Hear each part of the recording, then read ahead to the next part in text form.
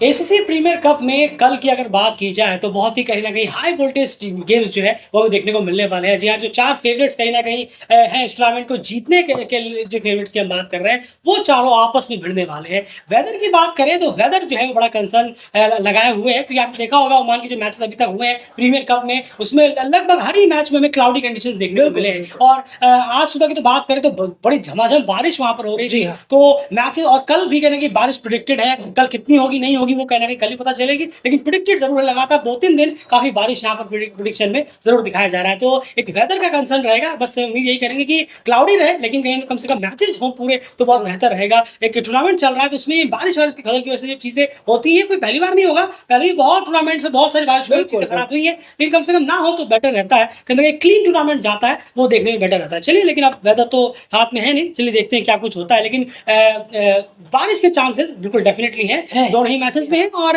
आने वाले 1-2 दिन में भी हैं, और इस वक़्त भी लगातार वहाँ पर बारिश जो है आज सुबह भी काफ़ी ज़्यादा हुई है। ख़ैर, अब बात करें यहाँ पर 2 मुकाबले हैं कल, बड़े मुकाबलों की बात कर रहे हैं हम, नेपाल वर्सेस हांगकांग और ओमान वर्सेस यूएई। बहुत ही ज़बरदस्त मैच ये होने वाले हैं। एक तरफ आप देखें तो 2 जो बिग गल्फ जायंट्स टीम्स हैं, बिल्कुल, जी ओमान हाँ। और यूएई, वो भिड़ेंगे आपस में, और एक तरफ बात करें नेपाल और हांगकांग भिड़ते हुए हमें नज़र आएँगे इस एसीसी प्रीमियर कप के ग्रुप स्टेज के मैचेस में। शुरुआत यार हांगकांग नेपाल से करते हैं। हांगकांग से अगर मैं यहाँ पर पहले बात करना चाहूँ तो अब तक जो आपने गेम्स यहाँ पर देखे हैं, खास करके जो क्योंकि अब ये उनका जो मुकाबला है अब एक स्ट्रॉन्ग टीम से सामना होने जा रहा है, बहुत ही स्ट्रॉन्ग टीम से सामना उनका होगा। बात कर रहे हैं हम नेपाल की। रिसेंटली उन्होंने पीएनजी जो ट्रायल्स सीरीज हुई थी हांगकांग में, बिल्कुल, वहाँ जी पर हाँ। उन्होंने एक से वन ऑफ मैच में मात जरूर दी थी, लेकिन वहाँ पर उनकी कंप्लीट टीम नहीं थी नेपाल की। अगर हम बात करें, कुशल ज़रूर, भल्ला उसमें नहीं, ज़रूर। दीपेंद्र नहीं थे उसमें, एक आध प्लेयर्स और भी वहाँ पर नहीं थे। यहाँ पर फुल फ्लेश टीम है और एक बड़ा इवेंट है, यहाँ मेट्रोलिक करेगा। तो जो आपने पहले मैच में हाल देखा हांगकांग का, उसमें बॉलिंग डिपार्टमेंट में आपको क्या खामी नजर देखने में आई, पहले उसकी बात करते हैं। नहीं, ज़रूर देखिए, अगर हम बात करें बॉलिंग डिपार्टमेंट से, तो पेसर्स का कहीं न कहीं थोड़ा-सा बुरा हाल ज़रूर है। हमें कहना होगा कि जिस तरीके से पेसर्स ने 12 ओवरों में, अगर हम देखें 4 पेसर्स हैं उनके पास, धनंजय राव है, अतीक इकबाल है, एजाज़ खान है, और एक और यहाँ पर अगर हम बात करें जी हाँ, नसरुल्लाह राणा है, माफ़ कीजिएगा। ये 4 बॉलर्स हैं, इन्होंने 12 ओवर डाले थे पहले मैच में, 122 रन दिए थे और सिर्फ 3 विकेट निकाले थे। तो काफ़ी रन्स के लिए गए थे। वहाँ पर भी हांगकांग के लिए भी सेम स्पिनर्स काफ़ी अच्छा कर रहे हैं, यासिर मुर्तज़ा और एहसान खान की अगर हम बात करें।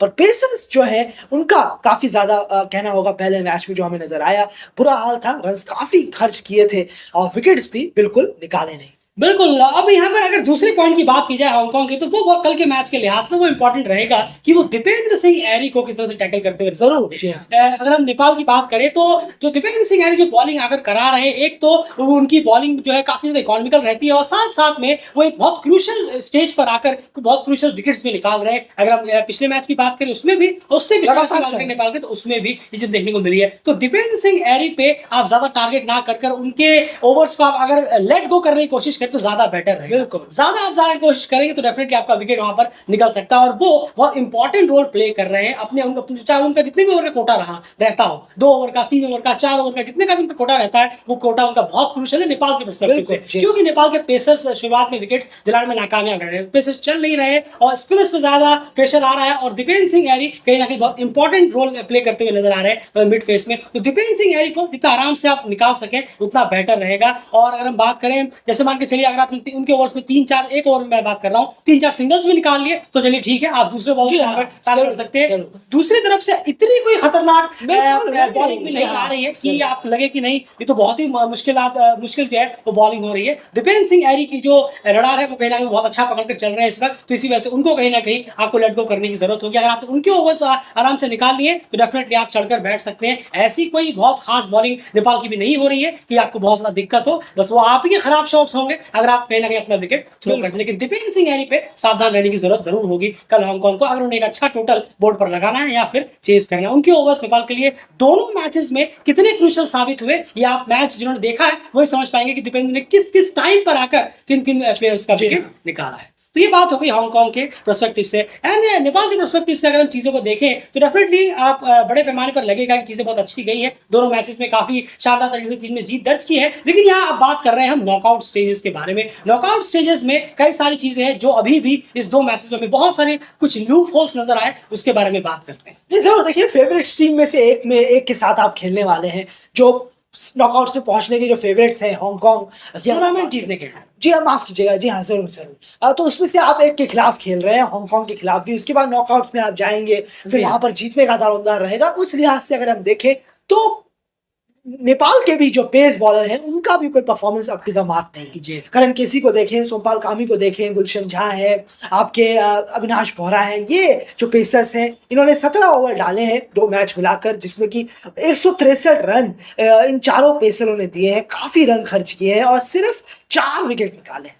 सिर्फ 4 विकेट निकाले हैं, तो अपने आप में बहुत पुअर परफॉर्मेंस है। सिमिलर अगर हम देखेंगे हांगकांग की तरह ही एग्जैक्टली यहाँ पर अगर हम जी। देखें सिमिलर परफॉर्मेंस यहाँ नजर आ रही है हांगकांग के पेसर की भी और नेपाल के पेसर्स की भी। यहाँ से भी अगर हम देखें ललित राजवंशी, कुशल मल्ला और खासकर ललित और दीपेंद्र सिंह ऐरी जो स्पिनर्स हैं, दीपेंद्र सिंह ऐरी स्पिन ऑलराउंडर हैं, तो वो अच्छा कर रहे हैं। वहां से भी यासिर और एहसान खान अच्छा करते हुए नजर आ रहे हैं। तो पेस बॉलिंग में नेपाल को जरूर ध्यान देने की जरूरत है जब वो हांगकांग के खिलाफ उतरेंगे। परफॉर्मेंस उठाने की जरूरत है। अब इन्हीं टीमों के खिलाफ परफॉर्मेंस नहीं उठेगी तो कब उठेगी? जब आप अपनी से छोटी टीम के खिलाफ जब पेसर स्ट्रगल कर रहे हैं, जब हांगकांग आएगी, ओमान आएगी, यूएई आएगी, सोचिए कितना ये स्ट्रगल और बढ़ेगा जब ये टीमें सामने होंगी, जब छोटी टीम के खिलाफ ही स्ट्रगल जाए। बिल्कुल। अगर आप देखें सोमपाल और करण ने 6 ओवर कुल मिलाकर अभी तक डाले हैं, जिसमें 60 रन उन्होंने अब तक खर्च कर दिए और विकेट अभी तक दोनों को यहाँ पर मिला नहीं है। अविनाश को भी अगर हम देखें तो उनका पहला जो मैच था वो काफी बेहतरीन अच्छा गया था। सेकंड मैच में जो उनका पहला ओवर था वो कहीं ना कहीं काफी उनका खराब गया, उसके बाद उन्होंने वापसी जरूर की। लेकिन ओवरऑल अगर आप पेसर्स का यूनिट देखेंगे तो रन वो काफी लीक करते हुए नजर आ रहे हैं, अगर आप पूरे बंच को यहाँ पर इंक्लूड कर देंगे तो ये एक बड़ा कंसर्न जरूर है। और फिर एक चीज और है, ये अभी क्या है, अभी ग्रुप स्टेज वाली बात आ जाती है। जी हाँ, ग्रुप स्टेज वाला एक अलग प्रेशर होता है, लेकिन जब आप नॉकआउट में पहुंचेंगे यकीन मानिए बॉल हाथ से छूटने लग जाए। जी हाँ, आपको लगेगा मैं इस लेंथ पे डालूंगा, उस लेंथ पे नहीं पड़ेगी। यही होता है प्रेशर नॉकआउट में। आपको पता है ग्रुप स्टेज में, आपको पता है ये मैच हार गए, अरे अभी तो 2 मौके और। बिल्कुल।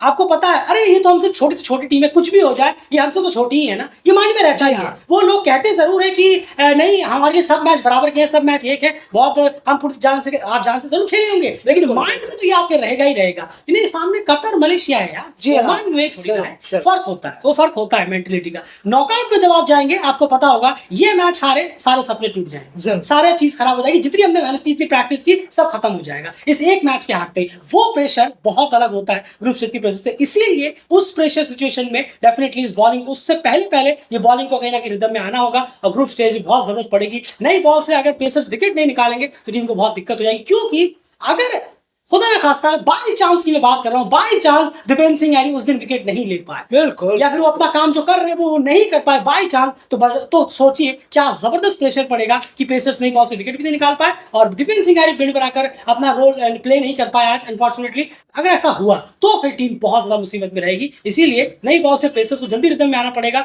2 मैचेस हो गए, 1 मैच होता तो तभी हम ये चीज नहीं कहते, 2 मैच हो गए, लेकिन वो बात पेसर्स में नजर आ नहीं रही है कि अब एक इवेंट के तौर पर जो बॉलिंग हमें देखने को मिलनी चाहिए। As a complete pace unit की हम यहाँ पर बात कर रहे हैं। वो प्रेशर मैच होंगे, वो अलग अलग तरीके का प्रेशर क्रिएट करेंगे, वहां पर परफॉर्मेंस बहुत इंपॉर्टेंट रहेगी। उस लिहाज से अब वक्त आएगा कि हांगकांग के खिलाफ एक स्ट्रॉन्ग परफॉर्मेंस पेसर्स की तरफ से निकल कर आए, तो पेसर्स यूनिट भी कॉन्फिडेंस के साथ नॉकआउट में एंटर करने के लिए तैयार रहेगा।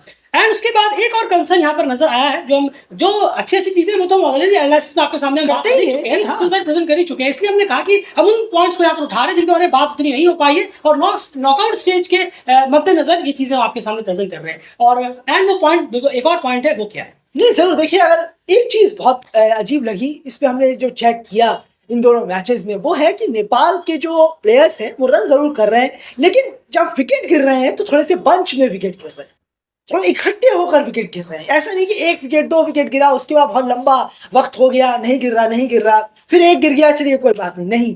जब 1 विकेट गिरता है और फिर एक पार्टनरशिप हो रही होती है, चलिए हो गई, फिर तब दूसरा विकेट गिरने के बाद अचानक से हमें ये नजर आता है कि साथ में 3 विकेट और गिरे, एक मिनी कोलैप्स जिसे कहते हैं।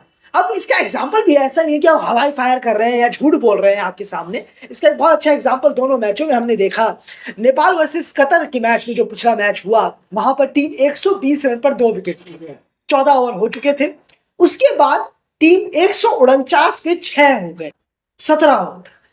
अब आप खुद देख लीजिए, 29 रन टीम ने बनाए और 4 विकेट अपने गंवा दिए सिर्फ 3 ओवर के अंदर। तो यहाँ पर कितना बड़ा एक कोलैप्स हुआ है 29 रन के अंदर टीम ने 4 विकेट खो दिए। ये एक बार नहीं, अब दूसरी बार भी हम बताते हैं। नेपाल जब पहला मैच खेल रहा था 49 पे 0 था उस वक्त, और 114 पर 5 विकेट हो गए। देखते देखते 114 पे 5, जहां पर टीम 49 पे 0 थी। और कितने रन बने? 65 रन टीम ने और जोड़े और 5 विकेट टीम ने गंवा दिए। वहां पर भी 17 ओवर एग्जैक्टली चल रहे। जी हाँ। तो ये अपने आप में जो चीज है, जो ध्यान रखने की जरूरत है, खासकर बल्लेबाजों को, ये बल्लेबाजों का काम है, उस पर ये एक्चुअली में है क्या, ये जो हमने प्रॉब्लम बताई है कि ये जो विकेट गिर रहे हैं बंच पर इकट्ठे होकर, ये प्रॉब्लम बहुत एक इसका एग्जांपल ऐसे है जैसे कि बहुत पुरानी दीवार है, पुराना घर है, कहीं ना कहीं उसमें क्रैक पड़े हुए होते हैं, सब उसको नजरअंदाज करते हैं, अरे कोई बात नहीं, घर टिका हुआ है, 10 साल हो गए, 15 साल से टिका हुआ है, कोई बात नहीं। लेकिन जैसे ही कोई तूफान आता है, कोई आंधी आती है, वो घर टूट जाता है, टूट के गिर जाता है, गिर जाता है। और फिर अगर मान लीजिए किसी की वहां पर डेथ हो जाती है, फिर सब लोग कहीं ना कहीं खत्म हो जाते हैं, फिर पूरा घर ही खराब हो जाता है। सब लोग माथा पीटते हुए रहते हैं कि अरे क्या हो गया, काश हम उस दरार को भर देते या फिर उस पर थोड़ा काम कर लेते तो ठीक हो जाती। ये उसी क्रैक में है जो जीत के बीच में शायद आपको नजर नहीं आ रहा है, लेकिन ये चीजें निकल कर कब आती है? नॉकआउट में,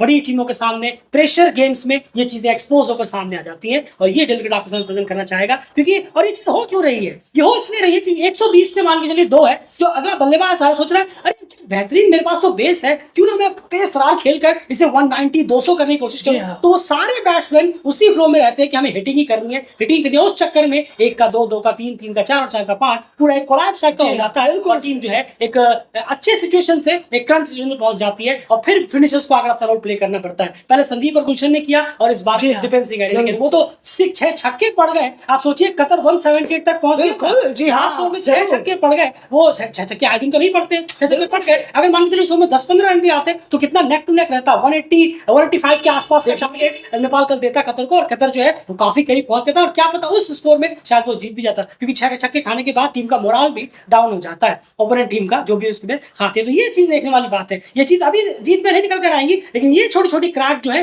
ये कब निकलते हैं? जब बड़ा इवेंट, बड़ा क्वालिफायर, वो माफ कीजिएगा, नॉकआउट गेम आएगा, टीम आएगी, प्रेशर आएगा, तब ये चीजें बहुत ज्यादा प्रेशर होंगे। और उस प्रेशर में तब जो ये फिनिशर्स का रोल टीम निभाने की कोशिश कर रही है, शायद वो भी कहीं ना कहीं डगमगाना शुरू कर दे, क्योंकि आखिर वो कितना करेंगे, लगातार वो कर ही रहे हैं, चाहे वो गुलशन हो या फिर दीपेंद्र हो। ये एक इशू है जो हमने नोटिस किया इन 2 मैचेस में। ये कहीं ना कहीं नॉकआउट से पहले टीम को इस पर ध्यान देना चाहिए। एक और छोटी चीज, सिंपल सी बात, कुशल भुरतल का फॉर्म, जी हाँ, वो अभी भी वैसा का वैसा ही बना हुआ है। लगातार उनके बल्ले से रन जो है वो निकल नहीं रहे, और वो अपनी जो पोस्ट है, वो अपनी जो ऑर्डर है, जो अपना स्टैंड है, उसको कहीं ना कहीं फॉर ग्रांटेड लेना वो शुरू कर चुके हैं। और ये दिखता है कहीं ना कहीं लगातार उनके बल्ले से रन नहीं निकल रहे। कभी वो अपना विकेट खुद देके जाते हैं, कभी स्टाइल के चक्कर में अपना विकेट गवा देते हैं, कभी सीधे हाथों में खेल देते हैं, फॉर्म तो उनकी वैसे ही नहीं रहती। तो ये चीज एक बहुत बड़ा सरदर्द है, क्योंकि क्या है ना, कुशल भुरतल के बारे में क्यों बात कर रहे हैं यहाँ पर? क्योंकि वो एक स्ट्राइकर बैट्समैन, बिल्कुल जैसे कुशल मल्ला हुए, दीपेंद्र सिंह एरी, जो ये कुशल भुरतल एक लगभग एक तरह से तेजी के साथ अपने स्ट्राइकर को बहुत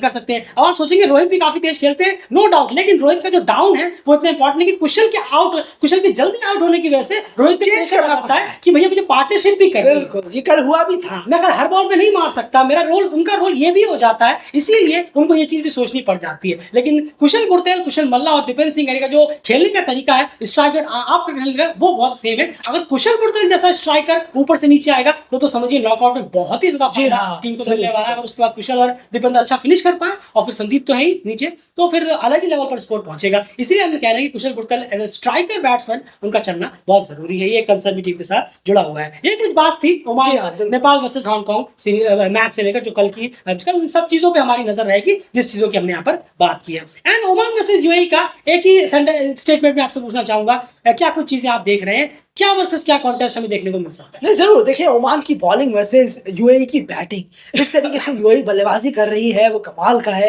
अलीशान हो, आसिफ हो, मोहम्मद वसीम, बासिल हमीद भी नीचे है, बहुत जबरदस्त बल्लेबाज, जिस तरीके से बल्लेबाजी हो रही है, बहुत बड़ा टारगेट लगा। और एक चीज और है, यूएई जब भी ओमान में खेलता है ऐसा लगता ही नहीं है कि वो अवे में आए। जी हाँ, उनके रिकॉर्ड्स डेंजरस हैं। बिल्कुल सही कहा आपने, बहुत कमाल के रिकॉर्ड्स हैं उनके ओमान में। ओमान कम पड़ जाती है उनके सामने, जब यूएई के सामने वो आते हैं, अजीब लगता है कि यूएई का घर लगता है। तो इसलिए ओमान की बॉलिंग जो कि शानदार कर रही है काम, वर्सेस यूएई की बैटिंग जो कि आउटस्टैंडिंग वर्क कर रही है ये क्लैश देखने में मजा है इस प्रीमियर कप में। तो बहुत मजा आएगा देखने में कि क्या इस बॉलिंग के खिलाफ इस तरीके की फायर बैटिंग हो पाएगी या बॉलिंग जो है वो बेस्ट होकर उभरेगी यूएई के मॉन्स्टर्स बैटिंग के खिलाफ। बिल्कुल। अब ये मॉन्स्टर्स बैटिंग जिन टीमों के खिलाफ हुई है, कुवैत और बहरीन, उनकी बॉलिंग बहुत खराब रही थी, लेकिन यहाँ पर एक अच्छी ओपोनेंट है, स्ट्रॉन्ग ओपोनेंट है, Quality बॉलिंग अच्छी है। बिलाल खान है, जिशान मकसूद बीच में है, आकिब यहाँ पर लगातार विकेट्स ले रहे हैं बीच में आकर। फैयाज भट्ट की बात करें, उम्मीद करेंगे कि कलीमुल्लाह भी यहाँ पर डाल होंगे, जी हाँ। फरहान खान होते हैं कि नहीं वो देखने वाली बात होगी। अगर इसे पेयर अप बनता है तो यहाँ पर चेक करना होगा कि यूएई के यही बैट्समैन ओमान की बॉलिंग के खिलाफ किस तरह से परफॉर्मेंस देते हैं, क्या उसी तरीके की एग्रेसिव अप्रोच रह पाता है या फिर नहीं, या फिर बॉलर्स कहीं ना कहीं ओमान के यूएई के हाथों काफी जी मार हाँ। खाते हैं। ये सब देखते ही बनेगा, बहुत इंटरेस्टिंग क्लैश होगा ओमान वर्सेस यूएई भी। चलिए जरूर देखेंगे और उस पर भी जो भी बात होगी एनालिसिस आपके सामने जरूर रखेंगे। फिलहाल इस वीडियो में इतना ही, मैच में इतना ही बस। हाँ, एट द एंड जिसमें शुरू में कहा था, उम्मीद फिर से वही रहेगी कि वेदर अच्छा रहे, बस सब कुछ जो हमने बात की जी है हाँ। या फिर ये सारी चीजें जो हम देखना चाहते हैं कल के मैचेस में, दोनों मैचेस में, वो सब कहीं ना कहीं वेस्ट हो जाएगा। वेदर बेटर रहे यही उम्मीद करिए। फिलहाल इस वीडियो में इतना ही, बाय।